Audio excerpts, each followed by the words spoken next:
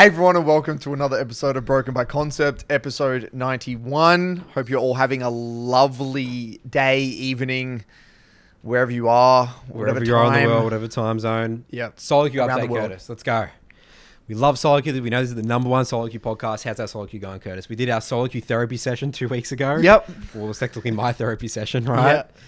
So I guess I'll have to start off with my update. Okay. So these are some quick little pointers that I've definitely found. The less I play, the better it is. Wait. Hold up. Okay. Merchandise. Hold up. Merchandise, everyone. I forgot. Okay, wait. Let's back it up. All right, we're back. So, you know, I think it was a few weeks ago we mentioned merch, right? And you wore that t-shirt. I'm wearing one of them today. Yep. The first people we wanted to potentially do the merch through, we didn't like the quality. So we got samples, wasn't great. This time around though, quality's exceptional, way better. So all systems go.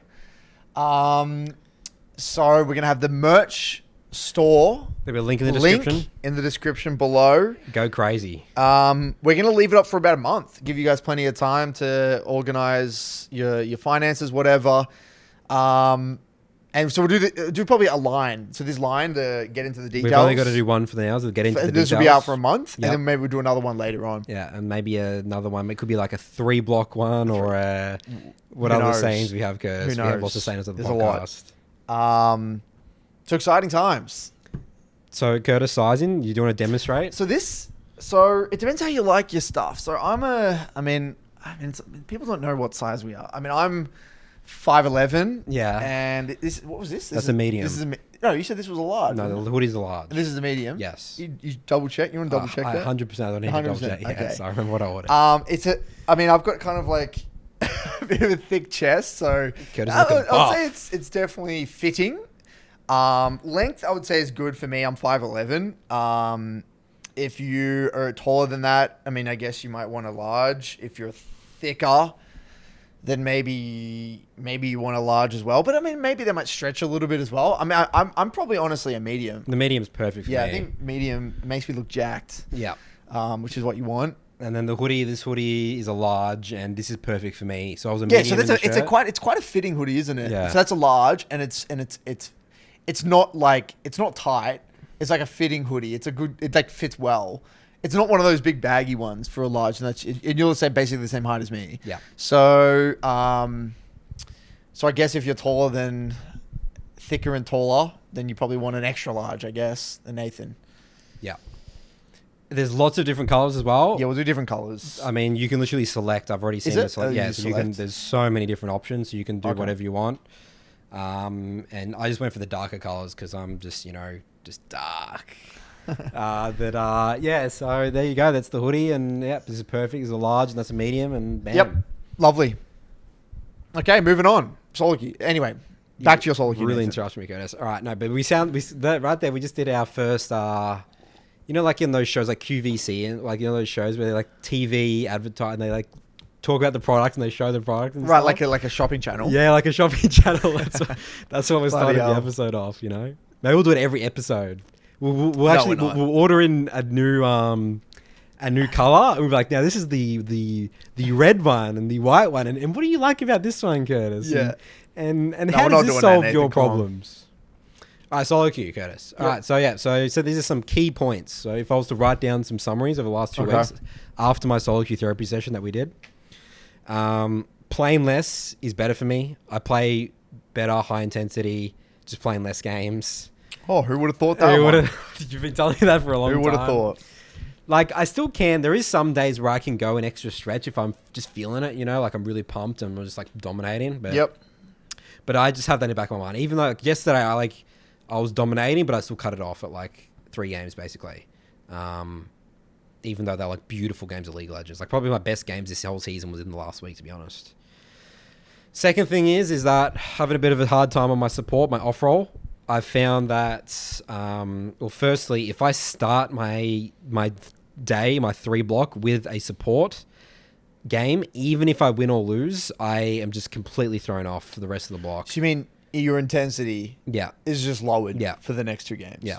And it's been so bad to the point where I've literally just...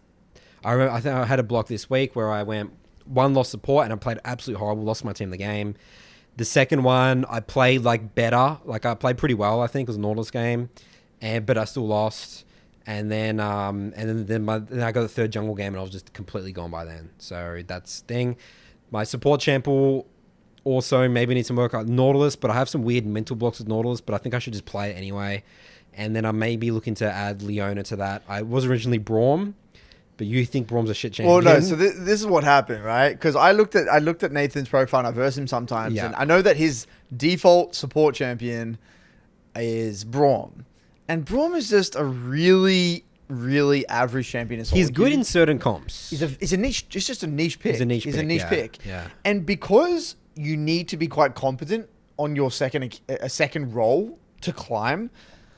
You can't just... you got to put in work. You're lazy with your secondary role. And I did that video with Cupcake. I got coaching in a way from Cupcake.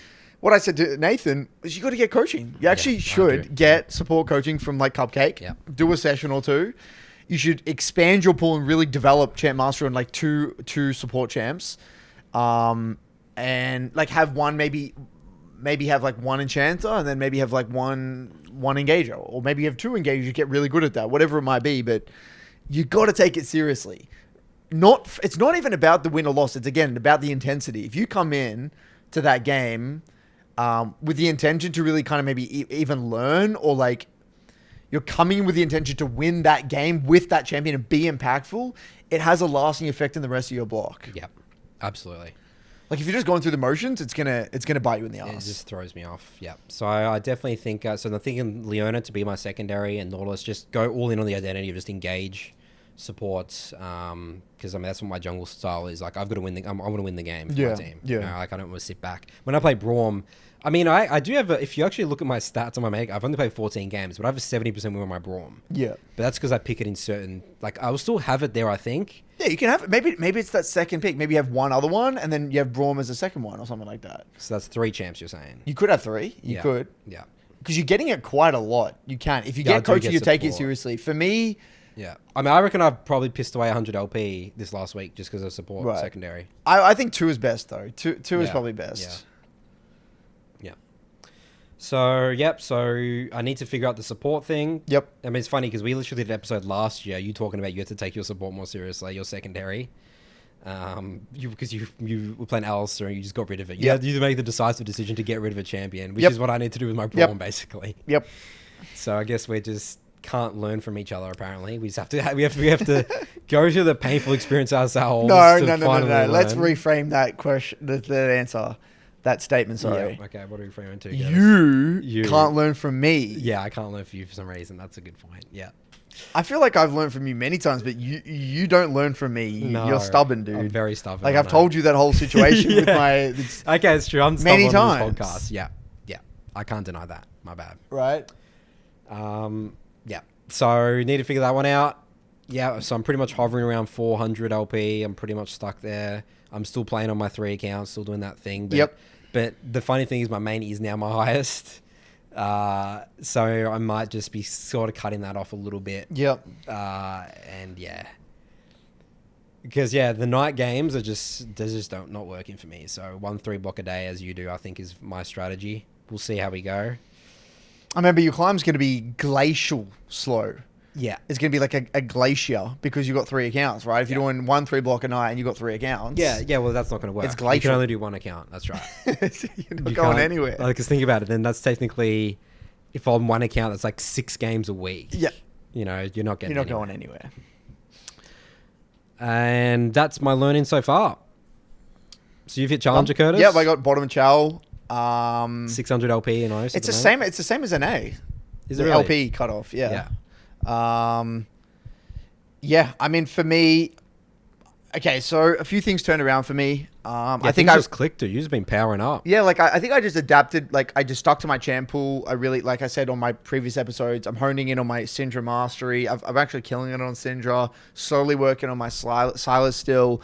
My learning objectives have been really simple. Yeah. I've got 3 like really simple learning objectives. It's like track enemy jungle first clear. One of them is literally like just really focus on not dying Like as like, even though it's not really actionable learning objective for me, it means a lot. It's more of like a mental thing. We'll talk about that later on in this episode. And I think the other one was just like focus on CS. It was just really just got back to basic fundamentals alongside slowing it down and focusing on my champ mastery. It's just kind of the wins have just kind of come, really. And I had a conversation in the Discord the other day saying how this has actually happened most seasons. Most seasons, I kind of get to around 200 LP, and I'll sit between 200 to 400 for like a while, like maybe like a month or something like that. When everyone's climbing, right? Everyone's like, Curtis, are you gonna do okay? What's going on, what's going on? It happens every season. Yeah. And then I get to like, I just kind of get over that barrier. I adjust to the meta of the new season. And then usually I actually said 600 to 900, I think will be easier for me than 400 to 600. I feel like I'm playing better than ever. Games feel pretty simple for me. I just got to execute. So I feel like it should theoretically be smooth sailing for me to 900 LP. I think 900 plus will start to get a bit trickier because the matchmaking gets hard and like just hard games. It's like top 10 on the server basically at this point. But I think it should be pretty smooth sailing up until that point for me.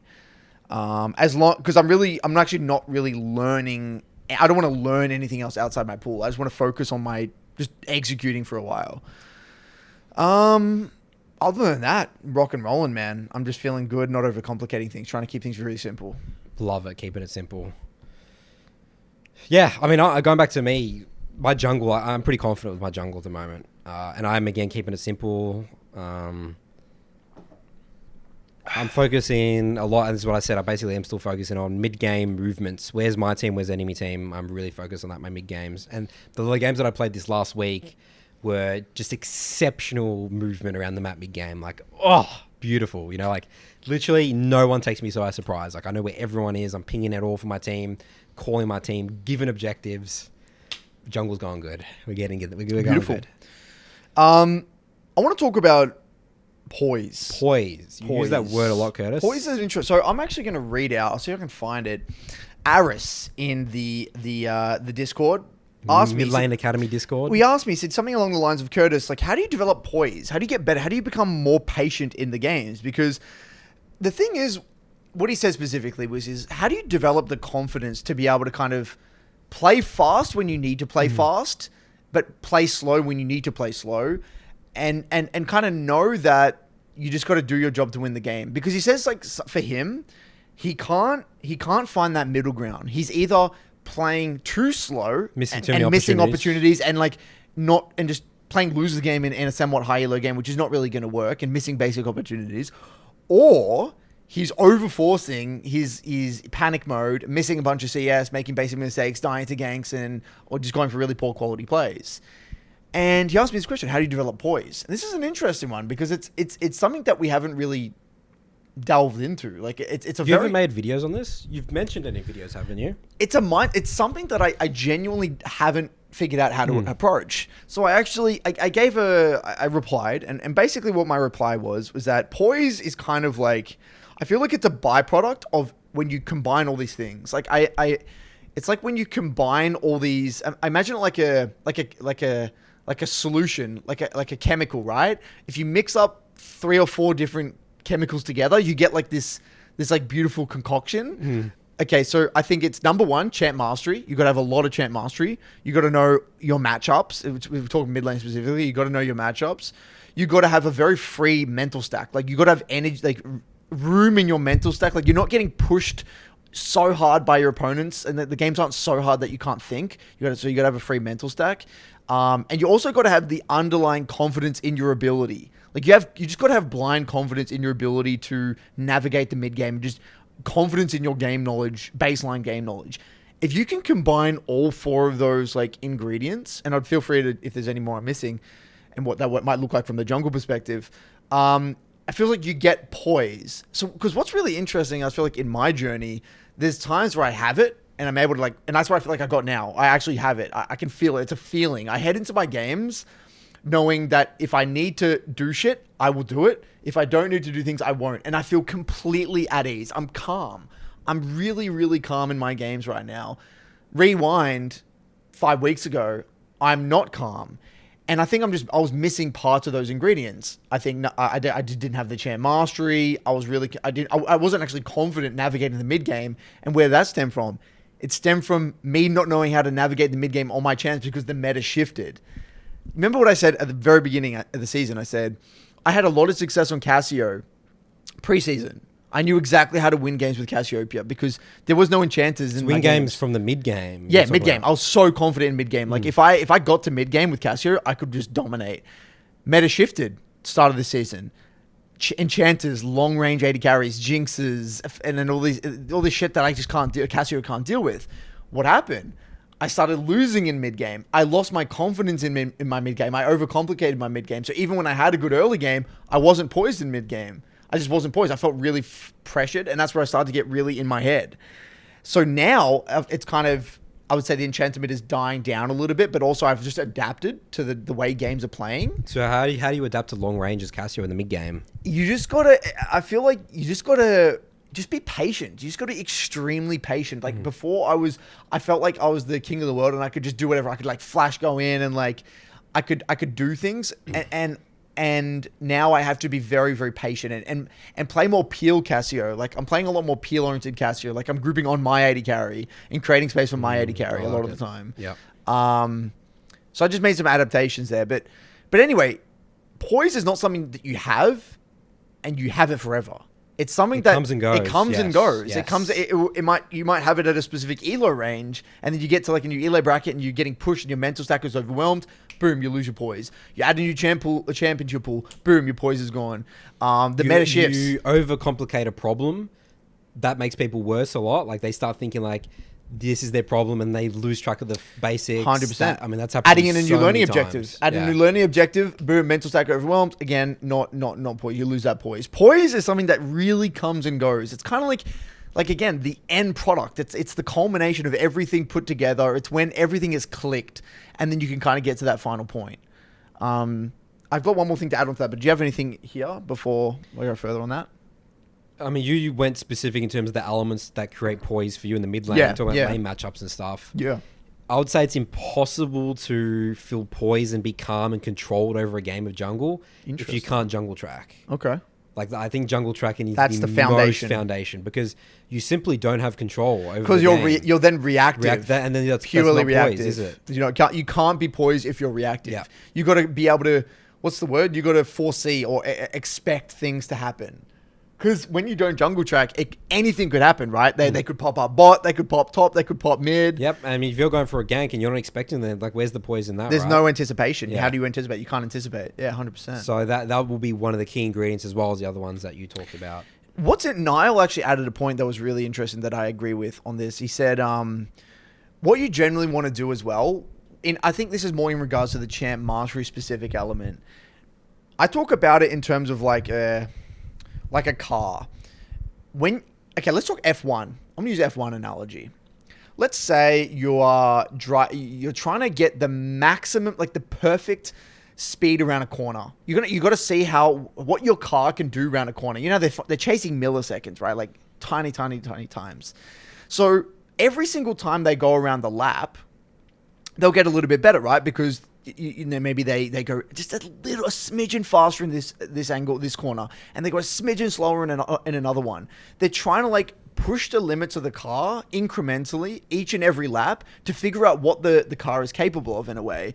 So what you do, you probably go too fast at certain times, and you might get a bit shaky and feel like, okay, I could actually just crash here, but then you might go too slow in certain corners and be like, oh wow, I could actually go faster here.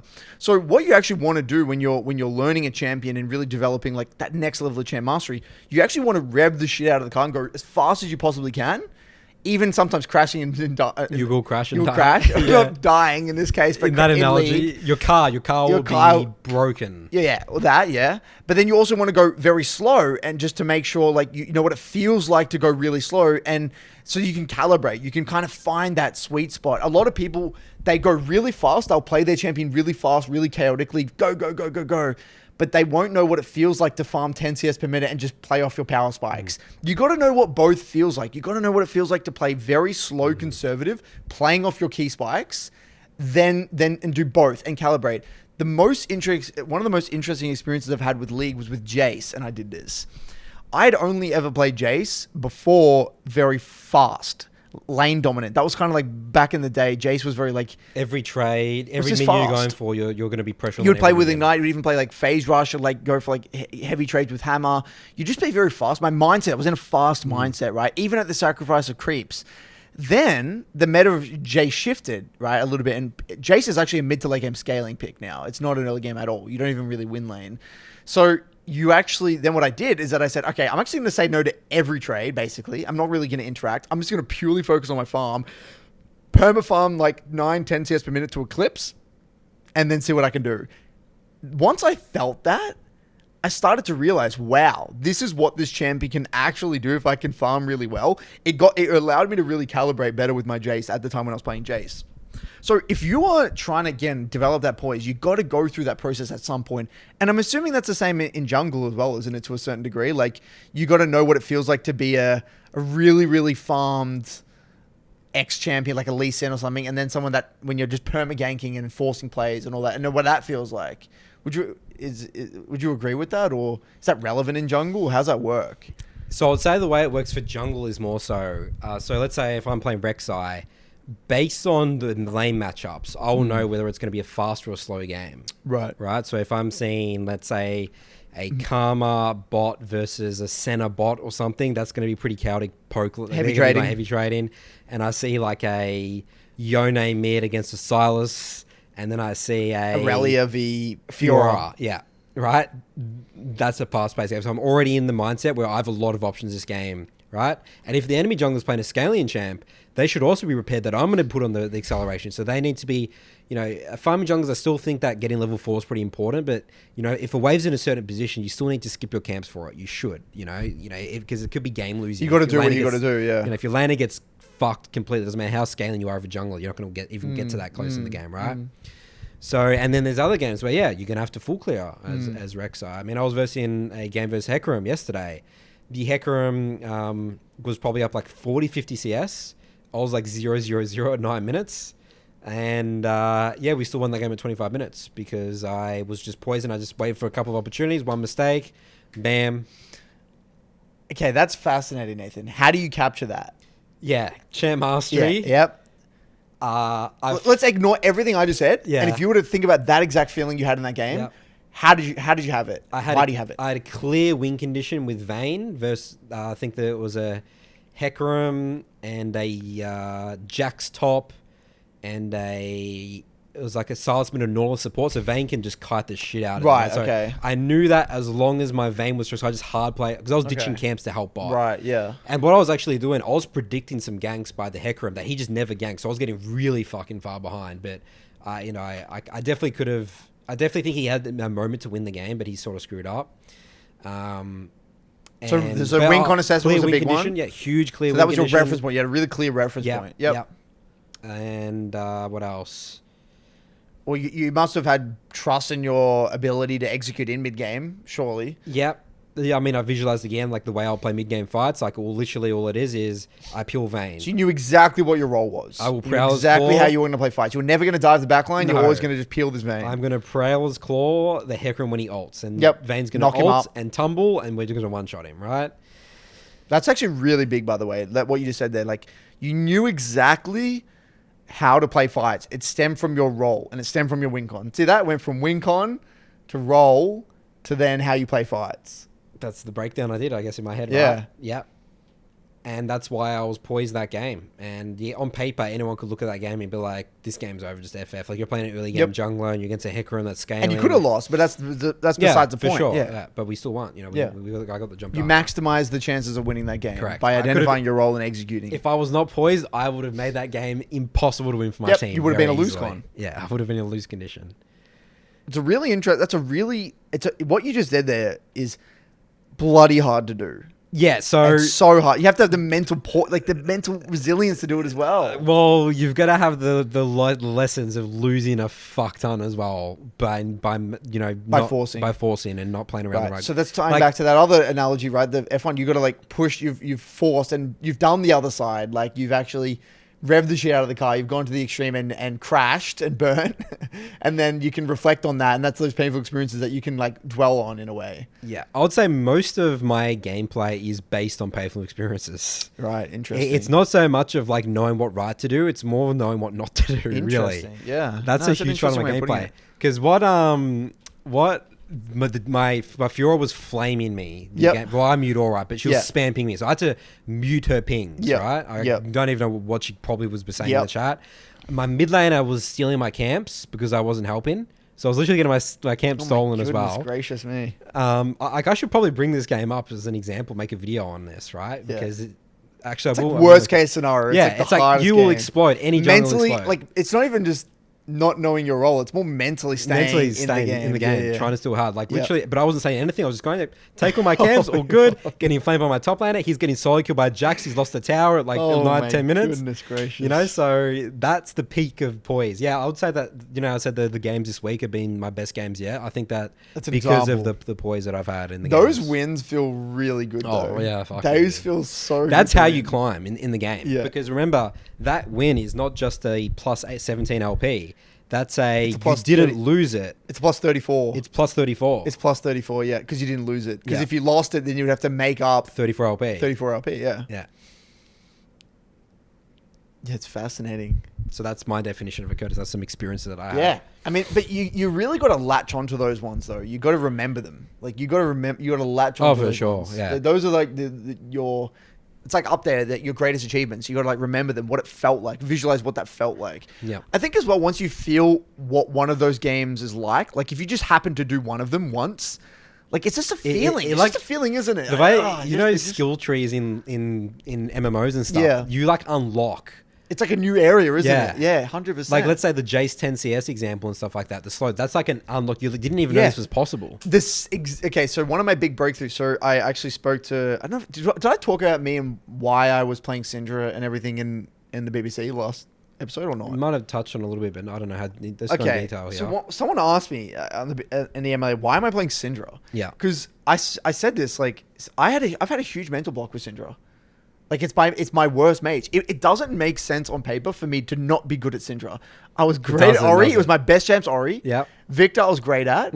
Every other control mage I'm amazing at. It's like my strength. Syndra, even though it's basically identical to Orianna and Victor, maybe have like a little bit of extra CC, I was terrible at. I was always terrible at. And what I did, right, and this is going to segue into the next thing, I basically realized, I said to myself one day, I'm going to play my Syndra like Ori. My mindset when I play Ori, what I noticed, and I was delusional about this, it was actually very different to when I played Syndra. When I played Syndra, I had this narrative where I had to just like, go. I have to dominate my opponent. Right? And yeah, sure, I would say Syndra can dominate an opponent more. But I said to myself, you know what? I'm actually going to tone it down a bit. I'm going to play as if I play Ori. Play it a touch slower, be a little bit more conservative, focus on my CS a little bit more. Just pretend I'm playing Orianna right now. And then it switched my mindset. My farm numbers skyrocketed.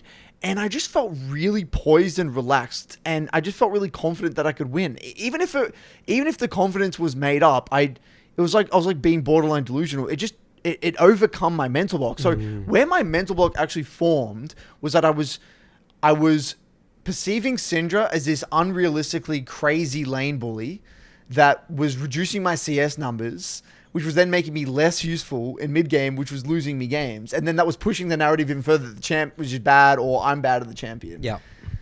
And so I just pretended that I'm playing another champion, which leads me... How did you get to that point? As in, why would you not just give up when you... Like, why did you want to even try and make it work? I wanted to prove to myself that, like, I could do it, I guess. Like, Because I'd always taken the easy way out with Syndra. I'd always said, no, this is not champ for me. I'm just going to play. Like, I'd always defaulted to, like, if I'm playing Syndra, just play Victor or Ori. You're better at it. That was my... And I got sick of doing that. I'm like, no, I want to play Syndra because I fundamentally believe that it's better. In at least in my games. And I want to learn it. And I want to be able to play Syndra to the same level as like, I wanted to prove myself that I could do it because... It just doesn't make sense to me. Why would I give into this mental block? Why would I give into it and say that I can't do it? I feel like that just is just pushing a fixed mindset, you know? So I just got sick of it. I said, I've had enough. I'm doing it no matter what. I'm Yeah. going to figure it out. Yeah, you gotta figure it out. Mentality. Okay. Like, And- even if I'm going to lose. And so that was your mindset. You're going to figure it out. Yeah, Did I'm you gonna- try other things? Or was the first thing you Syndra? did? Yeah. No, I tried other things and it didn't work. Like, So- as in, like, I tried my first few games with Syndra. Like, when I was getting into it, my first 8 games, I was overforcing. I was playing the old Syndra that I did before, and then it kind of clicked. I'm like, it was just an idea at the time. Yeah. It was actually an idea. So you had no idea it was going to work. You're No, like, I had no idea. This didn't fucking work. Let's just try this. Yeah, it was like, I'm just going to try everything available, all the tools that I have in my arsenal, until one of them works to undo Yeah. whatever mental block I had. Because I genuinely couldn't pinpoint what my mental block was, though. Because a mental block, a lot of the time, you don't know what it is. No, yeah. You know it's something there, but you don't know what it is exactly. You've probably created a narrative around what it is, and it might not actually be that. There might be something underneath That's there right. as well you have to uncover. And that's why a lot of the time coaching can be so great, or getting it an extra outside opinion, perspective. But yeah. I didn't have that, right? So I just kind of figured it out myself over time. And there's literally no one who knows how to play Syndra, right? No one No is one. good at Syndra. No. The last really good Syndra, I mean, Shock used to be pretty good at Syndra, but Fantix was like the only other good Syndra that used to play it really well. Yeah. But going back to this, my whole, like, my year, like, I have themes in my years, I've noticed. Like, every ranked, like, I can think back and all, like, each of my ranked seasons has been like a theme. And because I remember when I started my YouTube channel the year, that was 2020, End of 2019. so 2020, that season, the 2020 that season. 2020 season, That yeah. was all about improving my micro. That was my micro season. That was when, like, my micro was bad, and then I really honed in. I laser focused on my micro that entire year, essentially. Like, I really leveled up my micro, because I remember getting dominated by Eminez, the Korean player who was in OS, and I like a few moments. It's like I can remember the game. Like, I can remember a game where I was playing Ori into his Lucian 3 years ago, or Yeah. whatever, 2 years ago. You can remember the I can game. remember that That's game getting crazy. shit on, and the Yeah. feeling I got, and I said, "This is a problem. Like, I got to fix this." Yeah. And so that became my year. And I think last year was more me. I think that was like really broadening my understanding of like mid game and like more champions, like really understanding, like, getting a way more diverse view of the game, like. Because I did a lot of different guides and I worked with a lot of different clients last year. Like, I really got a diverse, holistic look at the game in a way. And I played, that's where I really started to go deep on my Fizz last year as well. I got a really interesting view of the game last year. Like, I feel like I was more of a control mage player in 2020. 2021 was really expanding outside, getting outside my comfort More zone. melees like Sauce and Fizz. Yeah, I was really and- good at Fizz. Fizz was my, think Fizz about was that. My insanely Fizz was good. my best champ. Yeah. I got most of my LP with Fizz. Yeah. I just overcome a lot of mental blocks. And then this year, the theme is actually slowing it down. I'm actually simplifying everything. I'm actually like kind of my mentality in all of my games at the moment actually is how can I do less? Sometimes doing less is doing more. I feel like because going through that whole process of expanding my style and then also going deep on micro, I've tried to do too much. So when I started going down that journey of watching other high European players, I noticed they were doing less than me. It looks like they're not as aggressive as me. And I'm like, that's a problem. If this guy's 1300 LP on the European server and it looks like they're playing less aggressive than me, that's a problem. So I'm being overly aggressive. So I'm toning down everything right now. I'm going back to my jungle tracking. I'm going back to my CSing. Like, this is the theme of this year on all my champs, actually. On my Casio. Another interesting, this is like last little thing, I'll talk about this, but I noticed that I overpushed, and this is kind of tying into the narrative as well. I overpushed on every champion. I would push. Like, I just Push waves, then look for roam opportunities. yeah, at like, base. because that stemmed from last season. Yeah. Last season, when I played Fizz and all this shit, Galio, I played a lot of champs that like very pressure oriented, playing a fast paced, pressure map oriented style. Because 2020 was more control mages dominate lane, so Victor, Ori, etc. 2021, Fizz, Galio, etc. I was playing very pressure oriented. I want to be a very holistic player, right? In the process of doing so, I completely forgot the importance of keeping neutral state or keeping the wave on my side. My narrative was, you didn't do why it would for a I whole ever year. do that? Yeah. I just want to, don't play for me, play for everyone else, and Yeah. I'll win the game for you. Like later on, I will make the game as easy as possible for you to win. I'll make it easy for them to win, right? Well, in champs like TF and Galio And stuff, Spheres and stuff, it makes that's correct, sense. yeah. So, but right? you just got that. But I got so tunneled stuck. in that style Yeah. that now, when I started, I realized this season, why am I shoving this? Interesting. I'm actually shoving. Why am I shoving this? Why am I touching this wave? Don't touch it. 610 brought it to my attention. He said, Curtis, stop shoving. Just keep a neutral state. And we both realized at the same time, wow, neutral state is overpowered. Neutral state is so good. It is beautiful. My goal in most lanes right now, A neutral state wave, for me, looking to gank a mage, it's pretty much ungankable neutral state. it gives me so much flexibility. Yeah. I can adapt to pressure. I can get it if I need it. I can trade aggressively, but I'm not vulnerable. It just gives me so many options. I can stop touching the wave and they might shove me in, and then I can set up a gank if I need it, right? Yep. And then I can slow build waves. It gives me so much flexibility. So in most of my games now, you'll see in my Syndra, my Cassio, even Silas, all these champs, I'm either pulling the wave slightly on my side or I'm keeping neutral state and then turning into slow builds and into resets or something like that.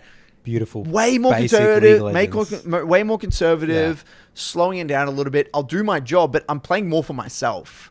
And this is, again, it's actually deep. It's a deep narrative. It was a deep narrative for me. It was more, that was my identity. My identity was out of shove and move and help everyone else.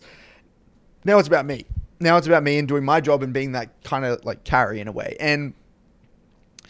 And I've actually really started to hone in on that in my coaching. I've altered the way I coach a little bit now. I've actually gone deeper on wave states. Why are you shoving this? What are we getting from shoving here? It's a goddamn epidemic, dude. It's in every rank. Really? It's a huge, and because pressure, it feels good. It feels good to shove a wave. If you're playing like Rise, it feels good to EQ the wave. If you're playing TF, it feels good to like red card Q the wave. Like people love pressure.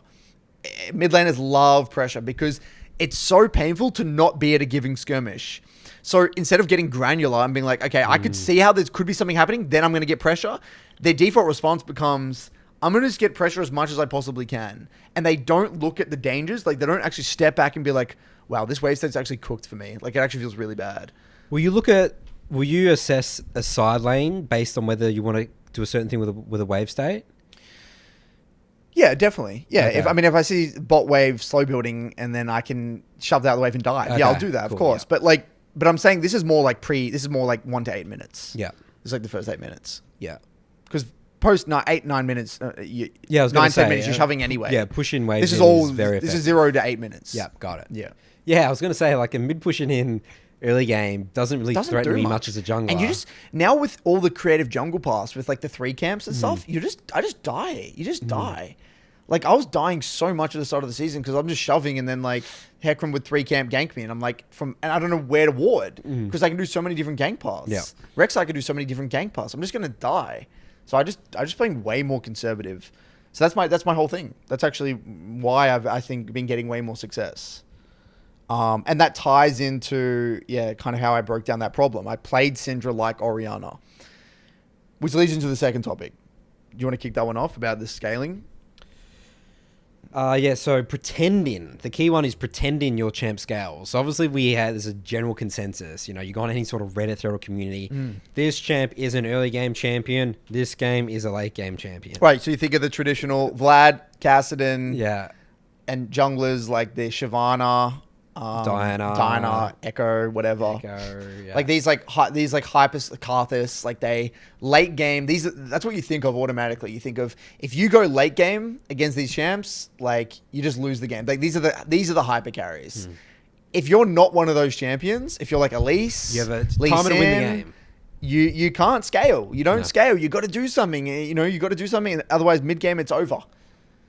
And the danger of thinking like that. What's your experience with this, Nathan? The danger of thinking that, I mean, it ties on a little bit to the poise. I'm not going to be poised. I'm going to make a play that doesn't make much sense based on the current information that I have and the factors that makes a good play in League of Legends. Just this unease in the game where the game just... it's hard to explain, but I can tell when I'm poised or not, right? Like it's very obvious, and a key thing with that factor, especially with the champ, I think this only applies to early game champions though. I feel like when we're saying that an early game champion pretending for it to scale helps poise and just get into the mindset where just again take high percentage plays and being comfortable losing a game if there's no options available, right? More often than not, there is going to be, and there's very rare, unless you get into high elo, there's going to be 0 options, you're just going to slowly fall over. Actually, I've seen those games in Platinum and stuff reviews as well, to be honest. But I think it's just powerful to just pretend that your champ's got to literally tell yourself, like, I'm Rek'Sai, I scale. Yep. I'm Elise. I'm Elise, I scale. What's mid champs at an early game? Okay, let's flesh this out a little bit because I know we're going to get a lot of hate for this if we don't flesh it out. Okay. I'm going to give you an example. Yeah. All right? And I'm going to give you... this is an example that I know definitively because of my mindset I won. And if I had my old mindset, I would have lost. Syndra. We're talking about Syndra before, right? I came up against... I think it was Chungy. And he was playing Karthus mid into my Syndra. And... Karthus mid is surprisingly hard to kill, like in lane in the 1v1. Like he has a lot of wave clear, like low cooldowns, and like I can say that. It's kind of annoying, and they take exhaust. It's really annoying, and I took Ghost, and I remember thinking to myself, I think I even went a pretty early game setup as well. I went Seapot, I went like Scorch and everything. I tried my best to like really get harass on this guy. But I slowly realized over the course of the first like 2 minutes 30 in the lane, I'm not getting anywhere. Like he's just going to reset. I don't actually have kill threat onto this guy early game. I can't kill him, and I actually can't even get pressure onto this guy. Like he's actually his wave clear is way too good. I can't do anything. And this is where old Curtis would go into panic mode. This is where I would start to progressively throughout the lane miss more and more CS, start to tunnel more and more onto the Karthus on my trades. Jungle awareness goes down, warding goes down, resource management goes down, wave management goes to shit, CS goes to shit. Everything went to shit because, again, my narrative would have been, I'm Syndra, they're Karthus, I need to do something and kill this guy, otherwise I lose the game. That's the underlying narrative, right? What I did this time, I said, okay, I can't kill this guy. You know what? He can't kill me either. I'm just going to farm. I farmed, I think it was like 9.5, basically 10 CS per minute on Syndra. I got to my Ludens, I got to my Sorks, and I got my needlessly large rod component. Mid-game comes around. I am a strong Syndra. Like, I'm scary, dude. Like, if anyone comes in, I'm one-shotting whoever comes near me. Like, I'm 10 CS per minute. I think it was like 185 CS by 19 minutes. If anyone comes near me, I was the only AP on my team as well. I'm going to kill you. And then it comes to like mid game, and then we're in some just chilling around like it's kind of like borderline like a river skirmish. Karthus kind of like walks up. I just QE one shot and with my R, QE W R one shot, walk and run away with my ghost. I'm like, oh, yeah, theoretically this guy scales and he does a lot of AoE damage, but I just one shot this guy. And I remember like I felt so like after that game, and I just dominated, and I just felt really useful. I felt more impactful than the Karthus because I just executed my champ well in mid game. And you're pretending that you scaled. I told myself in the game, I scale. And in a way, I kind of do. Like if I farm well, you do. What's the thing? Like you do, dude. If I'm at 90 CS Rek'Sai at 13 minutes, I am strong. I one shot anyone. A Lee Sin that is farmed and gets 2 kills in the other game, they're not falling off. No. If you play your champ well, that Lee Sin is not. They get Gore Drinker, they're not falling off. And Elise that gets ahead, really ahead, and farms well, they don't fall off, dude. They will one shot. They will one shot anyone. Yeah. They will one shot. We're talking 30 minutes into the game. They are gonna be useful no matter what in that game and scale very well into mid to late game, no matter what. Now, this mindset, you got to be careful. It doesn't mean you don't take opportunities. It's more, it's coming from a place of, okay, I'm going to focus on my farm. I'm going to take the opportunities that present themselves. The key is not to panic. The key is just not to panic and play off your items, play off your champ's identity, identify your role in the comp, do your job. Most of the time, if you do that well, you're going to increase it. You're going to significantly increase the chances of winning that game. Old Curtis would have lost that game 110%. Yeah. Because I would have been useless. I would have probably been like 90 CS by 15 minutes or something like that, or 100 CS at 15 minutes. I would have been way weaker. I would have probably died to a gank, and I probably would have just panicked and overstepped in mid-game and died. It's the underlying mindset. Pretending your champ hyperscales. Yep, you gotta be delusional and be delusional. Yourself. Yeah, be delusional. Feel and then try that. See what it feels like. See what it feels like. Again, going back to the F1, see what it feels like to go like the extreme of the car, and then go back. Know what it feels like to go really, really, really slow and conservative. What does it feel like? Both sides of the spectrum. Yeah. I think you can apply it to all champs. All champs. Yeah. I mean, even thinking about me playing Nautilus. I will view myself as, I mean, you know, you don't really get in farm as a support role, but Support, waiting for just 1 or 2 engage opportunities. but let's be careful because I think support you do get value from being poised. Don't get me wrong. Yeah. If you're poised with support and you're patient, like with Bard and Thresh and these shams, like you can do a lot of work. But I think support kind of doesn't It's really different. exemplify this one fully because you don't farm. You know, you really want to play. You don't play off spikes as a support that well. You know, Well, there is an element of roaming, like with enchanters, I guess you do. you can. Well, with Nautilus, sometimes I over-roam, I overcomplicate things because I have to get something done. and I Right, fall and in you 2 screw your levels 80 carry or behind. something. Well, I'm screwing my carry, but I'm also like 2 levels behind. Right. Yeah, that's like really roaming big. does affect the It experience. does, yeah. It does. It does.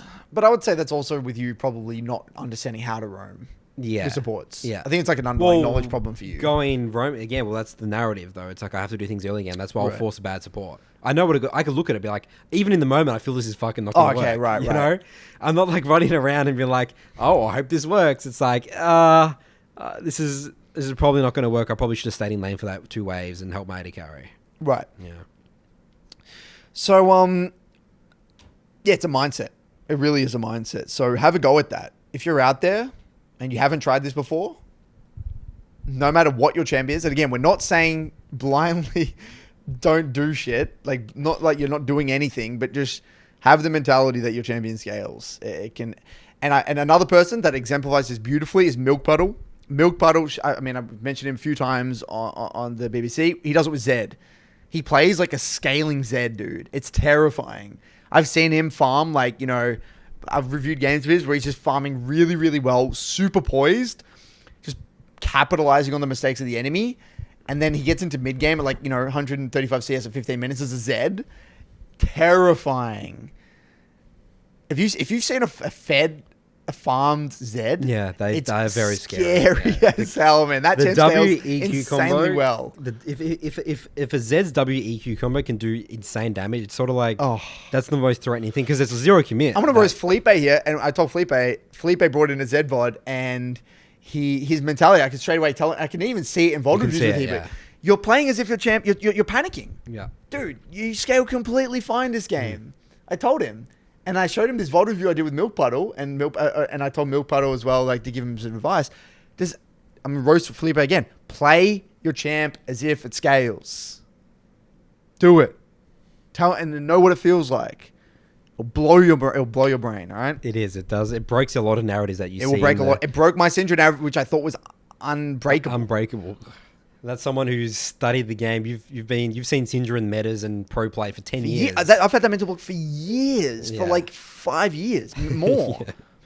All right. So coming on to our weekly segment of Nathan's Twitter goblin, finding Twitter things, Twitter Yep. takes. You're a Twitter addict. Because all the League of Legends community's on Twitter, Curtis, and I want to see what's everyone's opinions. What's going on? You know, how can we get this? How can we incorporate break down some narratives that we see? You know, I don't know, that's our job, Curtis, on the BBC.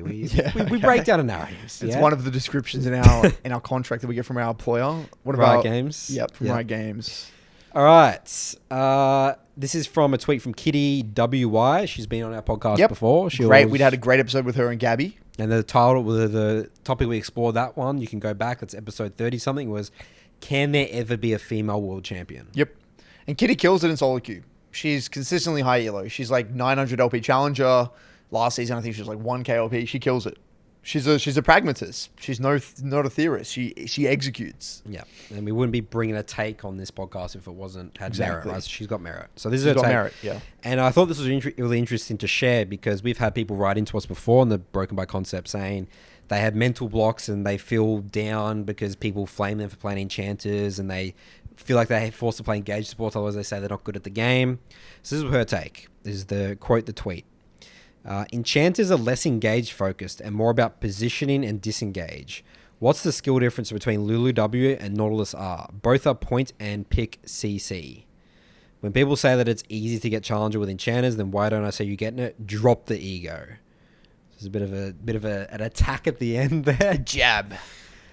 So, talking about skill differences between Enchanter supports. What do you think of this take, Curtis? What's going on here? Well, I think we really need to kind of be on both sides here and look at both sides. Absolutely. So I think I think Enchanter players, they get a rough. What's the saying? I feel like they get a lot of hate unnecessarily, because I totally agree with the part of the tweet where it's like, if it's that easy, then you do it, right? If it's that easy to get Challenger as an Enchanter one trick, then do it. So you cannot say that it's easy. A lot of people kind of say it's anyone can do it. Anyone can align with Enchanters. Then do it. A lot of people do play Enchanter supports and die 8 times in lane like me. So I don't think it's definitely not easy. So let's lay that out there. Okay, we need to give merit where it's due and give props when it's due. Getting that high LP, no matter what champion you're playing, is difficult. It's difficult. It requires a lot of champion mastery. You got to understand the game very well, and Kitty does understand the game very well. Now, I agree that it requires good positioning, and you got to be good at disengaging, right? And a lot of enchanters, Lulu, it's all about disengaging. An interesting thing though is that the not having the pressure of being the engage though is objectively, I would say it definitely makes the game a little bit easier than comparatively, right? So like the way I envision it, right, is imagine, let's actually tie it back to loser's game and winner's game, tennis. Let's tie it back to tennis actually. It's a really, really good one. Let's say in a game of tennis, you're versing someone that kind of like wasn't overly competent in tennis, and you were quite competent. So you knew that you would win the match, no matter what, if you just return their serves. You don't even think about winning. You don't think about winning. Just return their shots, because eventually they'll miss a shot. You don't need to do any risky shots. You're just gonna return their shots, because eventually that they're gonna mess up. They're gonna overforce. They're gonna try and beat you too hard, and they're gonna hit the net at some point or hit it out. The analogy where I feel like this is kind of relevant, I'm not saying perfectly relevant, but kind of relevant to Enchanters versus Engage reports, is to a certain degree, to a certain like elo range, I feel as though Enchanters play this losers game style, we call it losers game versus winners game, this defensive-esque style, capitalizing on the mistakes of the enemy style, works very well it works really well up until, say, Master Tier and most servers, I would say. It's a very reliable way of climbing. Now, that's not to say that you can't be good at your champion. It's not to say that you can't have bad positioning. You're still going to be competent, but you don't have the pressure of knowing that you've got to hit a game-winning shot. You don't have to, because you know that they're going to mess up at some point. So there's that missing factor of not having to do something crazy to win the game. Objectively, it's easier. Objectively, there's one less element. There's one less part of the mindset that you just don't have to think about. I know this actually as well, because I actually started playing a lot of Sona. So I was on my secondary, I used to play like Nautilus and Bard, essentially. A lot of Bard. I was the person that just played Bard. Now, Bard, I wouldn't say is the best example, because again, I am quite utility focused as well. When I played Sona, definitely wasn't easy. I died a metric ton, and I still probably do die a lot. But I definitely felt a lot less pressure. Like, I knew that I won so many games where I would lose as any other support. Yeah. Like, I knew there was so many games where I died like 5 times and I still won because I was Sona. But if you were playing another If I was playing any of my champs, I would lose that game. Yeah. Majority. I mean, Bard, you can kind of still be useful, but probably not. I would still lose that game. Like, because I scaled. I just scaled incredibly well. And Sonar is really, really good at just scaling into mid game. Once I got my Archangels and my Moonstone, it was game over. Like, I felt like I was God mode at that point.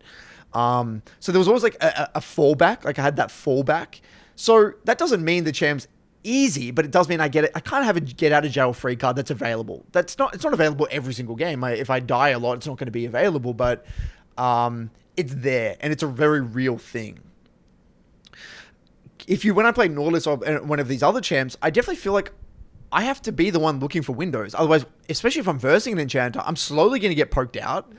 I can, if I get chunked and I can't go in a team fight, and I miss position once and I can't go in, and I'm forced to just peel, probably not going to be that effective. If they have all their summoner spells a lot, that reduces, you get to burn their summoner spells a lot. Yeah, they're versing a lot of mobile champions. If I'm versing an Ezreal and I'm playing like a Nautilus and things like that, like it's hard. Like, it's hard to find an angle. It's hard, with Gale Forces in the game as well. Very short as well. Stopwatches, Gale Forces. Yeah. It's very different. You got to be switched on with your positioning. Like, to the next degree. You got to be creative. You got to really utilize Fog of War incredibly well.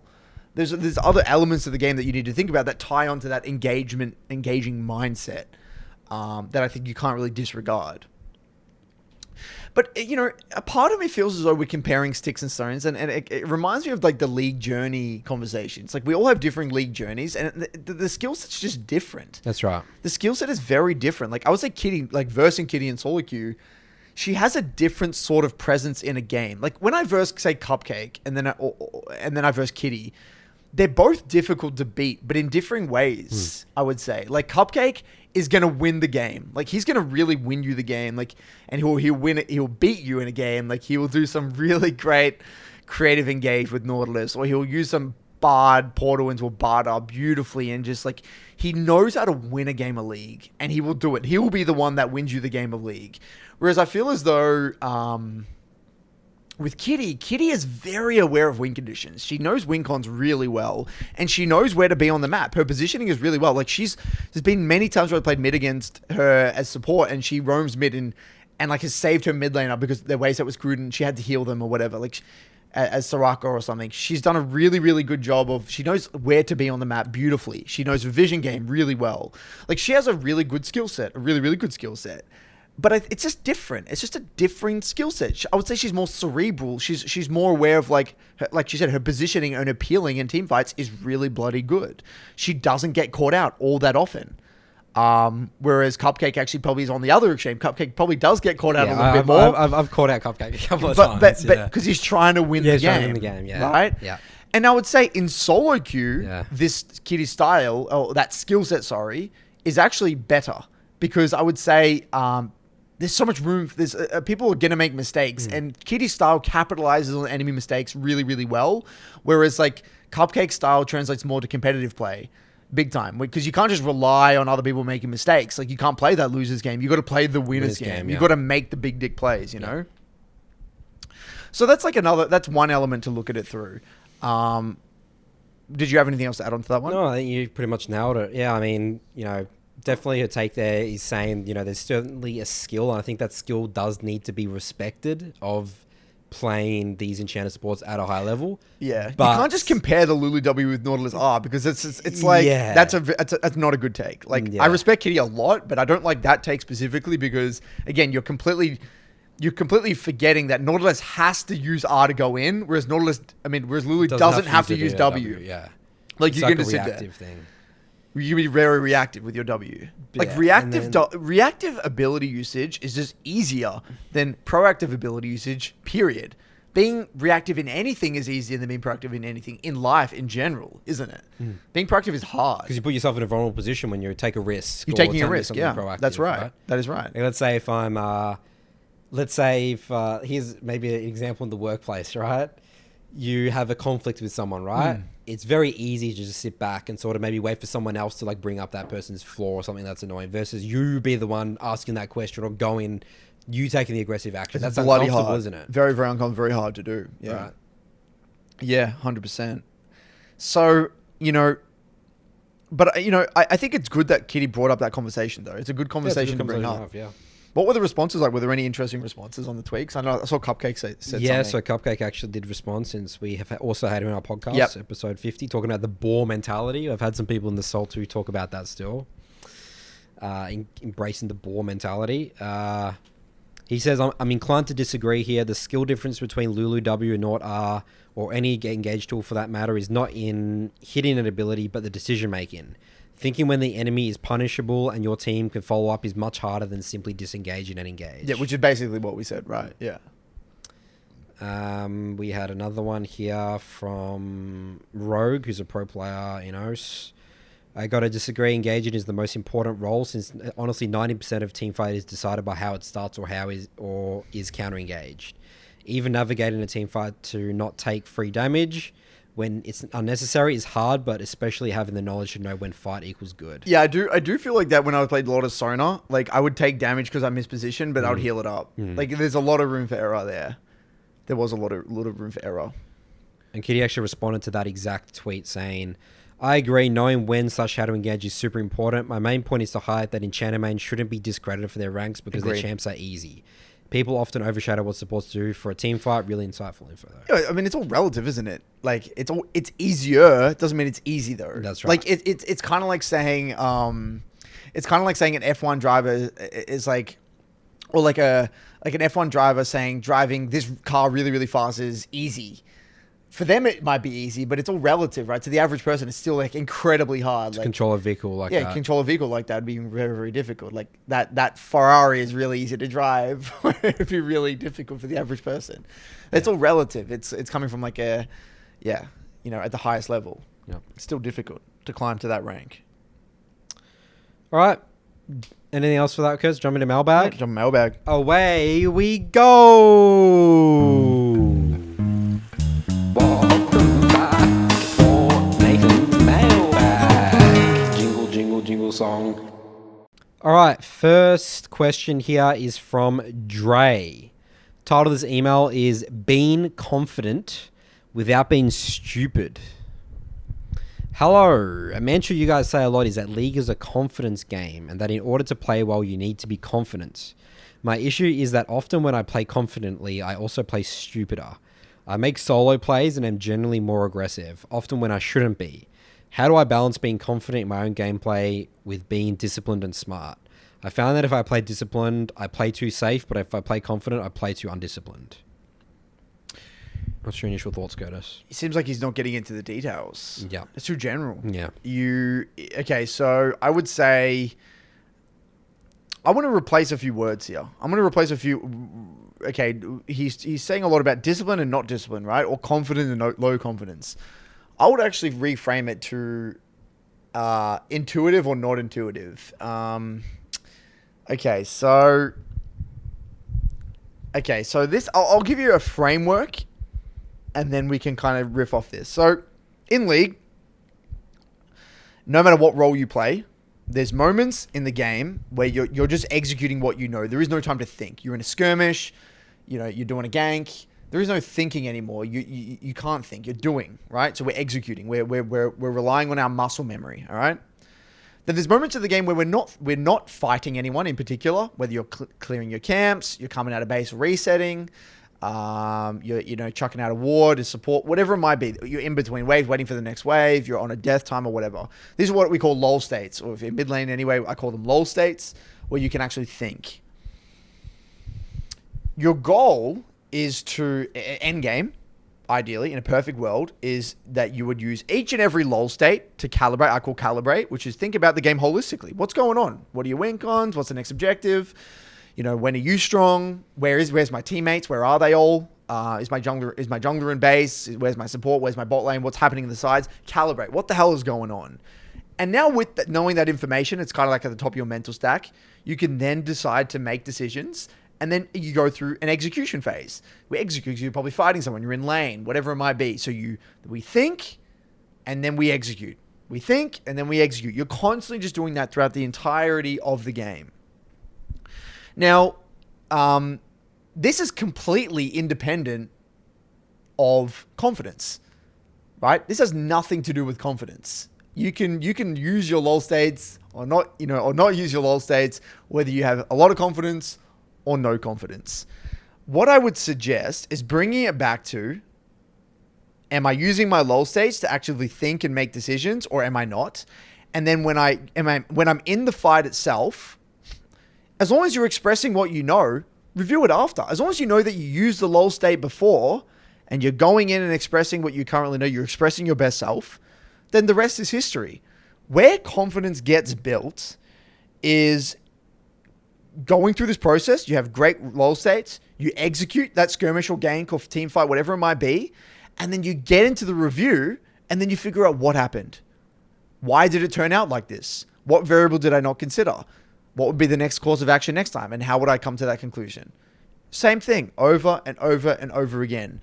So if you're feeling low confidence, that's a sign that you have unnecessarily high expectations of your current level of play, or you're not getting into the details. So you don't know what to replicate and what not to replicate. You're just lost, and you're just, you're falling into oblivion because you don't know what you're doing and why. Anything to add to that, Nathan? Yeah, I do. So I guess confidence in terms of, at the end of the day, I mean, I don't know what rank you are, wherever you are in Dray, but if you're like, working your way up, I'd say like, I mean, the learning is always, I mean, I'm learning every day, but, once you start getting to the Master Grandmaster, you probably got a pretty good grasp of the game, right? As you're learning, the way that I think you more so view confidence is your confidence in your ability to get better. Because that's going to, like, you talk about hero specific plays, and I make solo plays and I'm generally more aggressive, often when I shouldn't be. Remember you talked about before how you were watching the EUS players and you were saying they, you see how he said being aggressive? You said they were being way less aggressive, but they would be way more confident than you are. Yeah. So think about it. So I think you're conflating aggressive with confidence as well, potentially as well. Yeah. Right? Yeah, because again, you look at 1300 LP players and they're like They don't look like they're forcing. A Silas E. This guy's not doing a Silas E for the first 7 minutes in the game because the enemy jungle isn't shown on the map. That's not that's a different type of confidence, aggression and confidence. It was first 4 minutes 30. First 4 minutes 30. So yeah, I think that's more, when you're learning the game, the confidence comes in your ability, and then you need to build up the intuition. Like, I think it's also, like you said, it's knowing that you can improve. That's why it all ties back to that process that I outlined before. Is like, if you're confident in knowing that if you're in that situation again and knowing what you would do next time, like that, it makes you feel a little bit better, like, and if you do it again and again and you constantly get into the review, you're naturally going to feel more confident because you're going to start to see trends. It's just another one of those. Quoting Ray Dalio, we're reading his book Principles. He talks about it in his investing. When he's going through like market crashes and stuff like that, he just says, oh, this is just another one of those. This happened, 80 years ago. It's just another one of those. Yep. In League, it's the exact same thing. Oh, it's a split map. It's just another one of those. Every situation has happened before in League. I've got a really fed Vayne AD carry. It doesn't matter if it's a Cogmore or a Vayne or Zeri, whatever. It's just another one of those. I got to peel my AD carry. And it's starting. Once you start to see the trends and you start to understand the game and how it's played, you'll develop confidence. The last thing I will add on to that one is that, let's say, like you mentioned something about being aggressive and forcing and then not forcing, right? It actually kind of ties into, what we spoke about before. Sometimes you have to do a bit of both. Sometimes you do have to know what it feels like to force, and then now you know what that feels like, as long as you're contextualizing it with the review and understanding what you're getting from it. And then you slow it down, do the other approach. Like we said, pretend your champ scales and play really slow and conservative and farm 10 CS per minute and see what that feels like. If you actually compare them and you actually get into the review and look at what you got from both of them, you're going to be able to calibrate naturally. Like, it'll just make sense if you look at it. You'll know what feels good and what doesn't feel good, So there's an element of that as well. It is a long-term process, but, hopefully that gives you a little bit to think about. All right, next question here is from Al. The title of this email is Balancing Playing Using Intuition with Autopilot. Hello, I'm a player that uses intuition a lot when I play. I like to go with feel and play based on what I think will happen. As a result, I find myself doing things, then thinking about it after. How do I balance using intuition and autopiloting? Sometimes I feel like I go back to the same reads that I normally do. I feel like going by feel is good, but I also do not want to stagnate. This is what my video is going to be about. I can answer this one really quickly. Just like the last person before, lull state usage. Are you able to identify what a lull state is? So your problem then is either you're not using your lull states at all to think, you don't know what a lull state is, or you know what a lull state is, but you're failing to identify and use them in the game, or you don't know what to think about in the lull state. Lull states, again, go back to the last question that I just answered. I explained it there. You really want to, if you're an intuitive player, your priority number one, fuck everything else. Lull state usage. Am I calibrating in the games? Am I getting a holistic look of what the hell is going on? Calibrate as much as you possibly can. The more you can do it, the better. Okay? Every single lull state. The second thing is review. Now, a lot of people say, then Curtis, what do I review? If I'm an intuitive player and I've never reviewed before and I just play by feel, what should I review?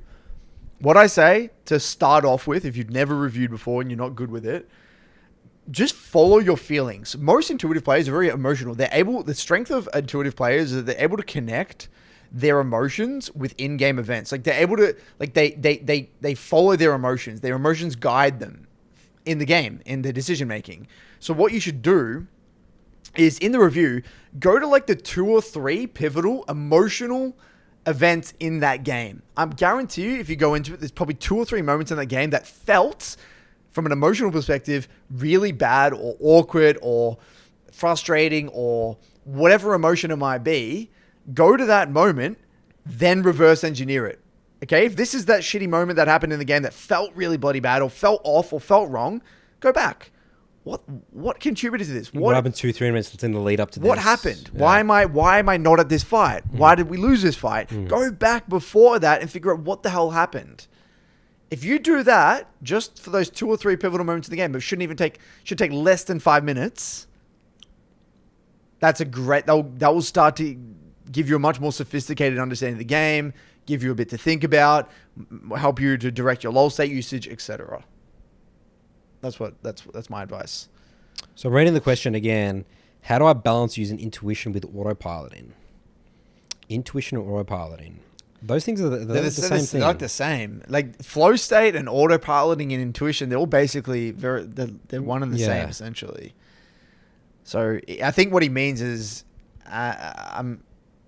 he's trying to. He thinks that the moment things that he does well are his intuition, and things that he does poorly is autopilot. But they're not. Yeah.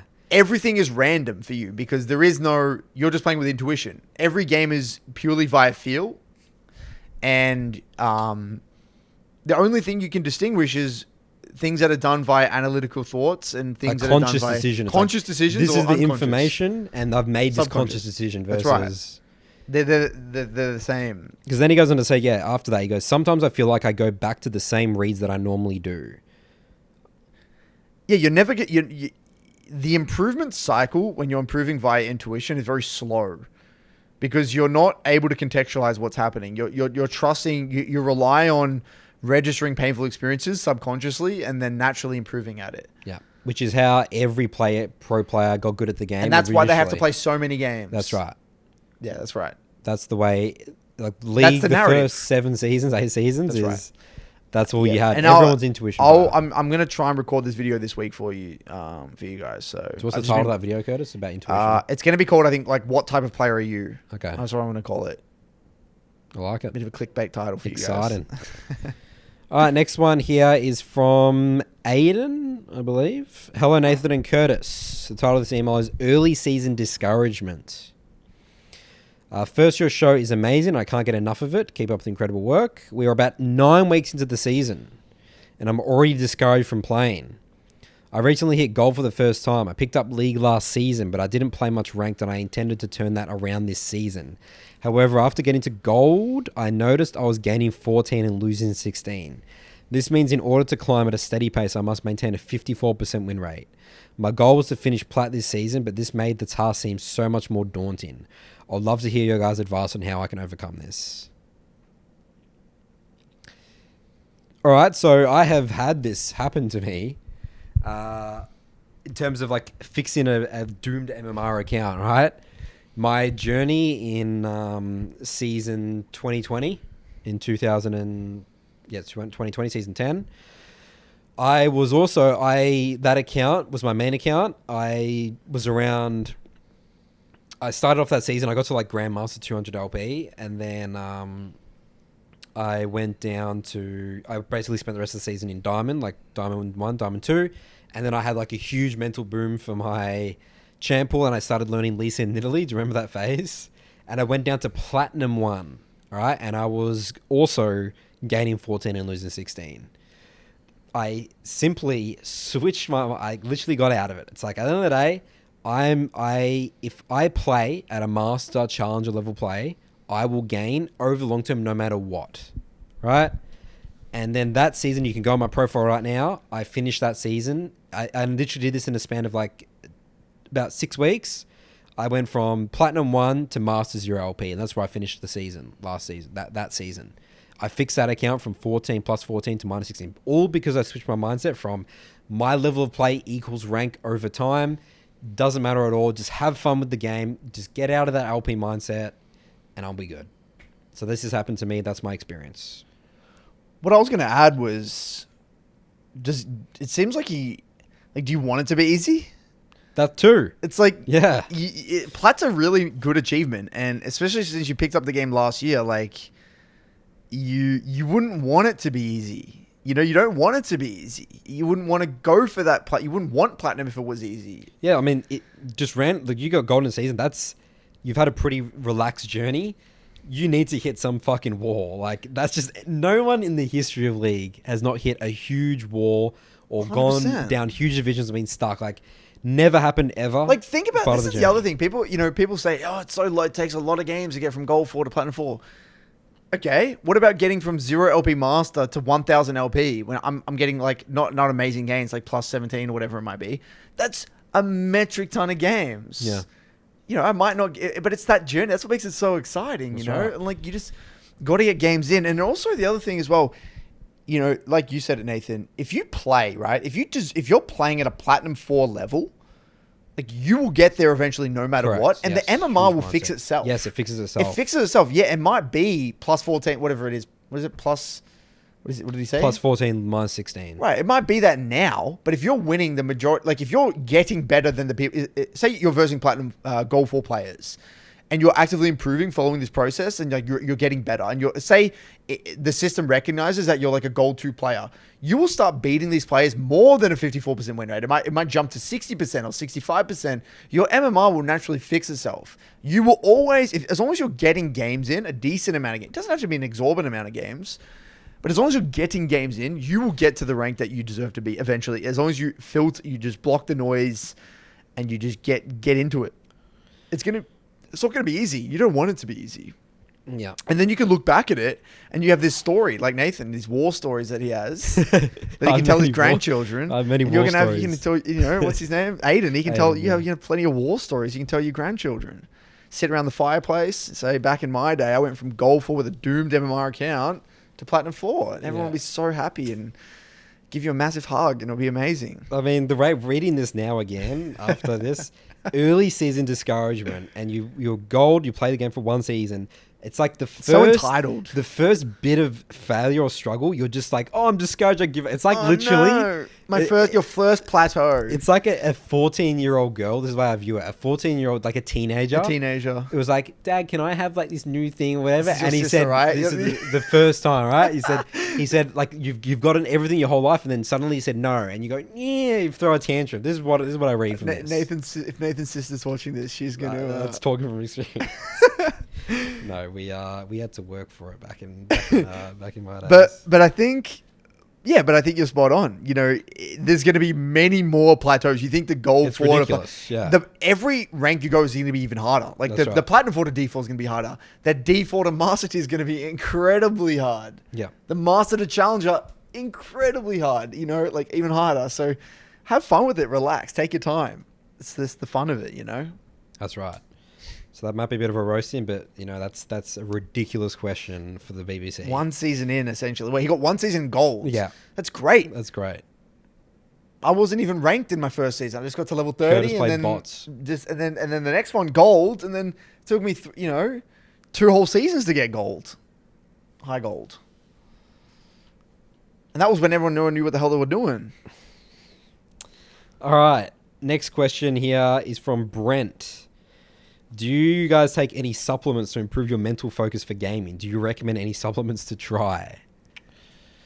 No, I only take I take vitamin D and vitamin C. But that's not really. Do you reckon it improves your No. mental focus, guys? I did get reached out by a Supplement supplement company to do like a gaming supplement thing, but I know that's like nootropics, isn't it? That's what they're called, nootropics. I think that there are ones out there that I've heard work. I think that channel, More Plates, More Dates, that Derek dude, he uses them.